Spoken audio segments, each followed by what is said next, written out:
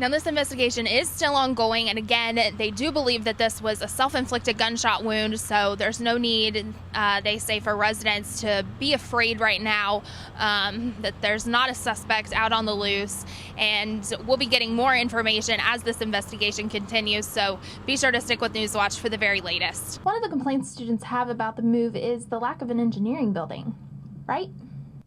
Exactly. And that's where students interested in chemical and computer engineering can learn new skills. Well, the expo is open until 8 p.m. tonight, so come on out. You can get a ticket and hopefully win this adorable little bundle of joy.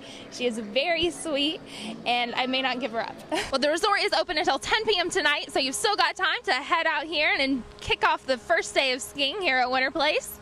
And Alex, I'll be back at the station as soon as I can thaw out enough to move. Well, Alex, as you can see behind me, many volunteers are working right now to put together over 2,000 meals to help feed those less fortunate. Now, this event wasn't supposed to start until 11:30, but by 6:15 a.m., almost 1,000 people were lined up outside the store. General Manager Kathy Hausch says the crowds haven't been too bad this year, but a lot of customers are finding shelves in the same state as this one, empty. Murphy got his start here on the streets of Bluefield. This is where he learned the business of taking down the bad guys.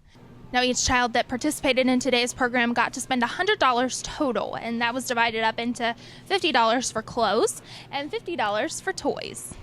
These officers are out here on the streets of Beckley every day dealing with criminals, and one officer said he's participating so that he makes it home every night. I'm terrified, and I see the little kids going around and the older people, and it should make me feel better, but it doesn't. That was the general consensus Saturday afternoon at the Blue Bend Recreation Area in Monongahela National Forest. About 60 people decided to take the plunge and dive into the freezing waters of Anthony Creek. Why, you ask, would someone do this to themselves? For a good cause. All of the money from the event goes directly to the Child and Youth Advocacy Center, which provides guidance, protection, and help to children and families dealing with abuse. And if that isn't a good enough reason for you, the plunge is also dedicated to someone very special to Polar Bear Club President Christian Giggenbach, his mother. She was a very fun-loving person, and she would love to jump into the creek. And so after she died, I started the club in honor of her. It occurs she died on March 8th, every Saturday the closest to March 8th. And it's kind of a way of honoring my mother, and we have a good time. And let me tell you, this water is plenty cold. It's about 36 degrees.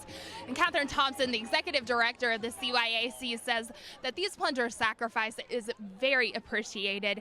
They've raised about $10,000 today, and that's going to go to help a lot of children. This event is so critically important. I can't emphasize that enough. Because we are a nonprofit organization, we rely very heavily on private donations and support from our local community. So just how does it feel to immerse yourself in 36-degree water? Several participants say they had to remind themselves that this was for a good cause. It's an experience, that's for sure. It was like astonishingly cold. It really knocks your breath out, and then you find your way back. Run straight to the towel. Yeah. In Monongahela National Forest, I'm Rachel Ayers for Newswatch. Well, John, most people just wanted to get out of the house. You can see behind me the roads are by no means perfect, but they're definitely better today than they were yesterday, which has allowed people to get out and get rid of some of that cabin fever. Several people were out and about today despite the continuing snow, many of them just wanting to walk around, others walking to the store because they didn't feel safe enough to drive. A couple of kids I ran into are trying to make a couple of bucks by shoveling driveways. They said even if people don't have a lot of money, they still do their driveway for free. We'll try to make extra money for them to get out so they can go places. It's been kind of slow because it's still snowing. They tell us to come back tomorrow. Now, if you don't have someone to clear your driveway, unfortunately that means you got to do it yourself, and you can see here just how deep this snow is. That's why it's a good idea to spray your shovel with some Pam cooking spray so that it doesn't stick on your shovel like it is on this one. You're also going to want to shovel in layers. If you go for it all at once, it's going to be much harder and strenuous on your body. So stay warm out there and be safe as you try to dig your way out after this storm. In Oak Hill, I'm Rachel Ayers for Newswatch. Todd, back to you. It was a moment never before seen. Paige Hunter of the West Virginia Air National Guard was promoted to Brigadier General, making her the first female general officer in the state. Hunter has served our country for 34 years, receiving several awards and decorations along the way. Although she has been the first woman to hold most of her military titles, Hunter says making history was never what it was about for her. But I didn't really think about being a woman doing it. It was just, this is my job, and I need to do this.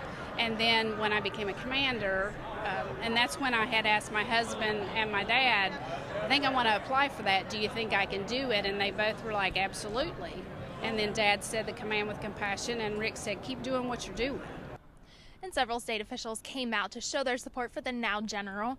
Both of our state senators were here to congratulate her, and they say they are looking forward to seeing even more out of her.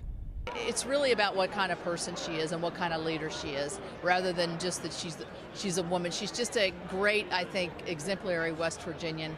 But I think today she's broken through that ceiling, and I think she'll serve to be a good role model for many women to come. I've watched her do the job she's done representing our state and our country. Unbelievable. It's time. I'm glad it happened. I'm glad I'm here to see it happen. And I think she's just paved the way for many, many young women that are serving our country so gallantly. Regardless of her intentions, Hunter has certainly paved the way for more women to follow in her footsteps. And that impact will not soon be forgotten. In Charleston, I'm Rachel Ayers for Newswatch.